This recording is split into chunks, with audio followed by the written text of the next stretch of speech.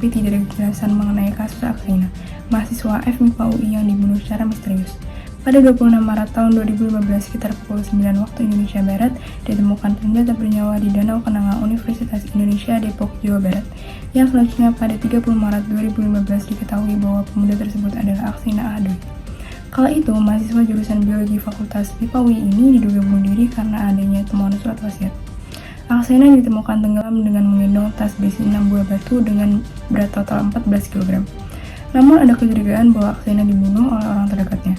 Hal tersebut disebabkan oleh hasil visum yang menyimpulkan bahwa Aksena diduga tidak sadarkan diri sebelum ditemukan ke danau. Hasil otopsi juga menemukan beberapa lebam di wajah Aksena dan paru-paru yang penuh dengan air dan pasir. Kondisi ini tidak akan ditemukan apabila korban sudah tidak bisa bernafas. Kemudian, robekan di bagian tumit sepatu Aksena yang menandakan korban diseret juga memperkuat dugaan pembunuhan. Kejanggalan lain muncul seiring berjalannya waktu. Pada tanggal 14 April 2015, penemuan baru kembali terbuka. Grafolog Deborah Dewi melakukan akun Twitter pribadinya, membagikan kepada publik tentang adanya kejanggalan dari surat wasiat Aksena.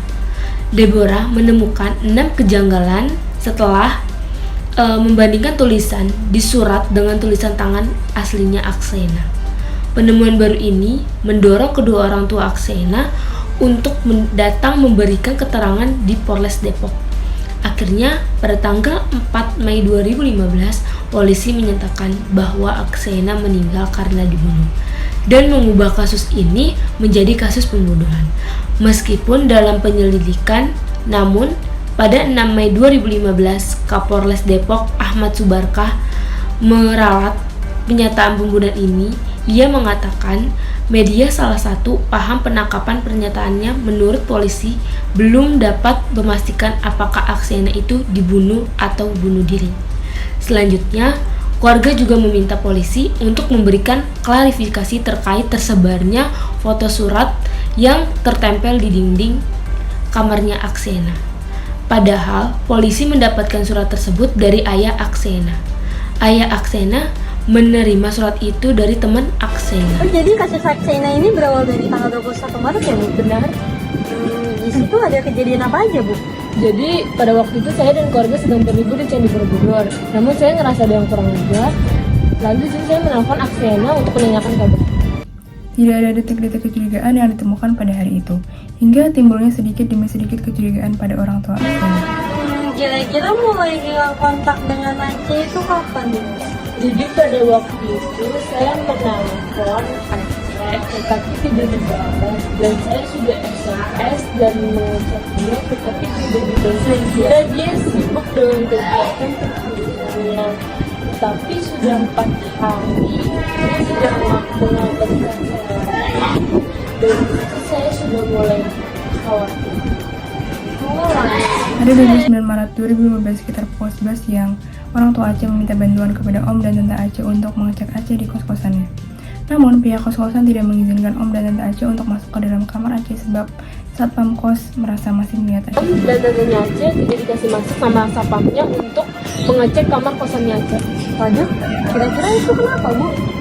Saya sih juga kurang tahu itu kenapa, tetapi saya bingung kenapa teman-temannya Aceh diizinkan masuk sama satpamnya. Pada 30 Maret 2015, ayah Aceh pergi ke rumah sakit Polri tempat jenazah seorang pria yang ditemukan di Danau UI yang belum diketahui identitasnya sejak 4 hari ditemukan. Namun, ayah Aceh tidak bisa mengenali hal tersebut karena wajahnya sudah menghitam. Ayah Aceh bergegas ke Polsek BC tempat barang-barang jenazah, namun tidak diizinkan oleh polisi. Kok bisa Ibu tidak diizinkan polisi? Padahal kan sudah ada identitas sebagai ibunya Aceh. Katanya sih wajah jenazahnya itu berbeda dengan foto Aceh yang saya kasih. Oh, berarti wajah jenazahnya belum diketahui ya, Bu? Sangat aneh bukan, polisi sangat lama untuk mengidentifikasi hal tersebut, padahal sudah ada teknologi tes DNA. Sebagaimana yang dikatakan oleh Dr. Herawati Sudoyo, dokter peneliti dan penganalisa DNA forensik dari Lembaga Biologi Molekul Eljipan. DNA itu sangat kuat, meski ada jaringan yang usianya sudah 30.000 atau 100.000 tahun masih bisa diidentifikasi. Cuma nantinya teknologi yang akan berperan. Air laut tidak akan membuat identifikasi melalui DNA tidak bisa dilakukan. DNA masih bisa diisolasi dan tidak hancur. Saat ayah Aceh sudah diizinkan masuk, terlihat bahwa kamar Aceh sangat berantakan karena ulah teman-temannya menginap. Terlihat bahwa masih ada banyak barang-barang penting yang berada di dalam kosnya. seperti laptop, HP, dan dompet. Namun secara logika itu sangat aneh. Mengapa? Untuk apa Aceh pergi keluar pos tanpa membawa barang-barang pentingnya? Di kemudian hari, diketahui bahwa ada yang berusaha membongkar laptopnya Aceh. Dan ternyata itu bukan teman satu jurusannya. Namun, juga ada mahasiswa fakultas lain, yaitu Fakultas Ilmu Komputer. Teman tersebut mengatakan bahwa ia sedang berada di kamar Aceh dan Aceh berada di dalam kamar. Ia juga mengatakan bahwa semua jaket Aceh ada di dalam kamar, kecuali jaket biru tua yang bertuliskan Universitas Indonesia. Selain itu, ia juga menyebutkan bahwa ialah yang menemukan sebuah surat di kamar Aceh. Namun anehnya adalah ia tidak mau membacakan dan menerangkan isinya pada Ibu Aceh, dan hanya mengatakan bahwa intinya Aceh. Saya punya kecurigaan terhadap temannya Aceh yang menemukan surat itu di kamar Aceh.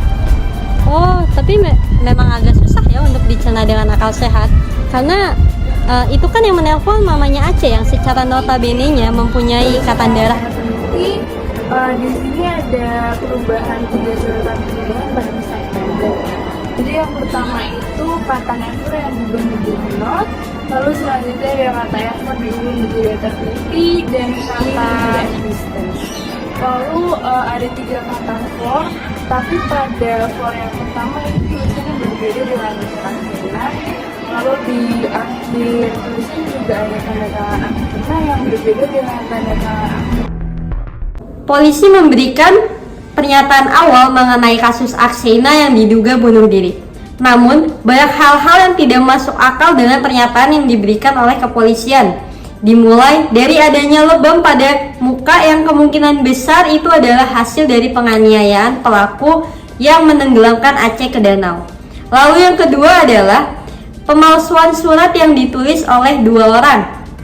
Pernyataan ini dikemukakan oleh grafolog Deborah Dewi. Lalu yang ketiga adalah sepatu bagian tumit Aceh rusak. Dan yang keempat, batu-batu di dalam tas yang diambil dari pekarangan masjid seberat 14 kg. Dan tidak ada bukti yang mengarah bahwa Aceh lah yang mengambil batu-batu itu. Kasus ini dibilang terlalu rumit hingga terbengkalai, karena setelah meyakini kasus kematian Aksena sebagai kasus pembunuhan, pihak kepolisian kembali memeriksa ulang keluarga, teman, dan saksi-saksi lain. Akan tetapi, polisi menemui banyak kesulitan untuk mengungkapkan kasus ini. Menurut Krishna, pengungkapan kematian Aksena cukup sulit karena kondisi lokasi yang sudah rusak karena dimasuki oleh orang-orang yang tidak berkepentingan. Namun, progres nyata kasus dugaan pembunuhan ini termasuk tersangka masih belum terlihat. Bahkan, keluarga mengirimkan surat resmi kepada Rektorat UI, namun ditolak. Adapun hingga detik ini, misteri kematian Aksena setidaknya masih diketahui oleh sang pelaku itu sendiri. Karena banyaknya kejanggalan yang ditemukan, polisi kembali membuka kasus Aceh sehingga pernyataan yang tadinya diduga bunuh diri berubah menjadi pembunuhan. Menurut Twitter Madoko, yaitu ayahnya Aceh, dapat disimpulkan bahwa keluarga Aceh sudah mengetahui siapa pelakunya dan motif dibaliknya. Akan tetapi, keluarga Aceh sudah tahu bahwa backingan dari pelaku ini adalah orang yang kuat, sehingga keluarga Aceh tidak bisa mendapatkan keadilan dengan memberikan hukuman kepada pelaku.